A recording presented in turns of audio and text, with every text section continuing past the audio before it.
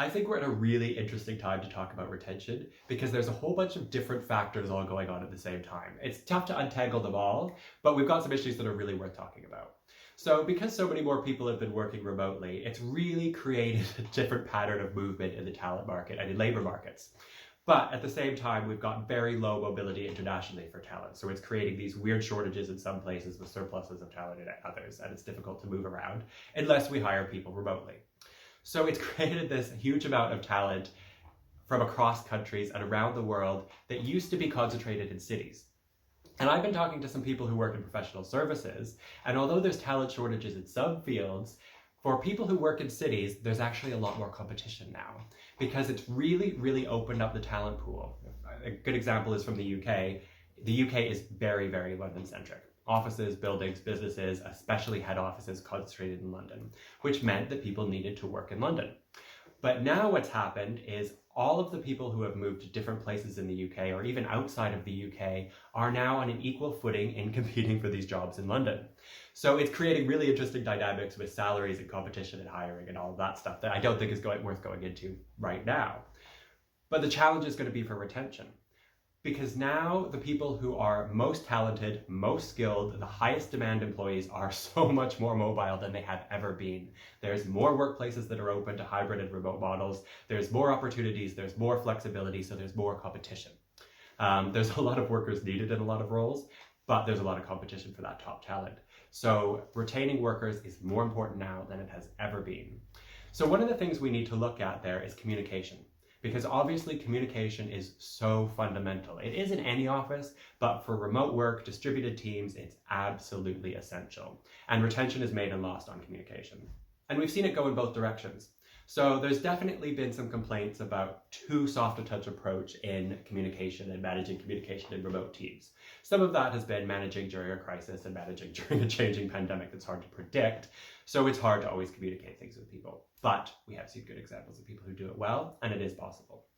So you need to make sure that you're not under communicating with people or basically just leaving them alone without enough help, support, and direction. Because if you're not giving people clear direction and performance management criteria and all of the stuff that they need to succeed, including clear guidelines about how to succeed, it makes it more difficult. And it's easy for them to go somewhere where they can get it. But the other thing is we've seen overcompensation too. I think we saw a lot of that in early 2020, where there were a lot of really positive, really well-intentioned initiatives to get people communicating remotely. And I think it was an exciting time for testing out new models of communication, new types of events, all of that stuff that is important, but it's important not to oversaturate that with people. So when we're building these digital cultures, we need to find a way that gets it right.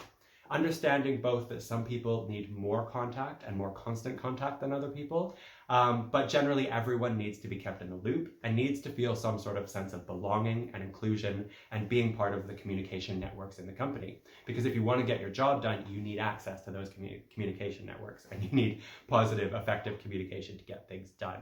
So a lot of that is finding balance. And really that's going to come from conversations and talking to people, a little bit of trial and error, a bit of acceptance of mistakes, and figuring out what the sweet spot is. But I want to make sure that everyone who's managing communication platforms, whether they're kind of social media platforms like Zoom and Teams and collaboration platforms, whatever they are, that you're using them effectively and you're involved in them. And so you understand how people are using them. If people aren't using them at all, or people are using them too much and they're too off topic and they're counterproductive, you need to get involved and understand how that's happening and find that balance. And part of finding that balance is testing things and moving it back and forth a bit. Going, okay, people aren't talking enough, people aren't communicating, the information is not flowing around this company or these teams. What do we need to do about it? But you also need to monitor those channels and say, okay, here's an appropriate use of this channel, here's what this is for, if you want off-topic discussion, here's where you go for that. And making sure that communication has clearly delineated challenges, clearly delineated channels. So you need those specific channels where people can go to get certain sets of information, to collaborate within their team or between departments. And it's useful to have channels or activities or events where people can have off-topic discussions and, water cooler chat or whatever it is. But it's also useful to have some separation between those, right? So you're not having kind of general chat and conversation within a really important team discussion. You've got those separated in some ways, whether it's separated by channels or by times or by event or by person managing it, whatever it is. I want to encourage every manager and every leader to please get involved in these communication channels and networks you have, understand how they work, and be actively involved in shaping their culture.